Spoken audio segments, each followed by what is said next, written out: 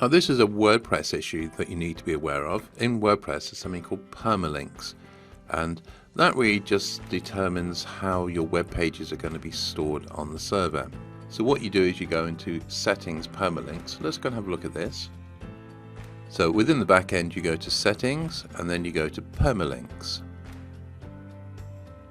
Now what you don't want is a permalink that looks like that, where you have a file name that's using a sort of dynamic name like $p=123.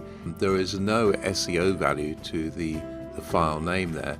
What you really want is either a custom structure like this or something like post name, in which case the post name or the page name will be taken from the title that you type in for that particular WordPress page. The whole point being is that every time you create a new post or a new page, the file name of that post or page contains SEO friendly words. You know, what you don't want is something stupid like, as in this first example, just the session ID, which is $p=123, has no SEO value at all. So it doesn't really matter which ones you use. I tend to go for something like this. Just go for something that, you know, increases the SEO value of the page name.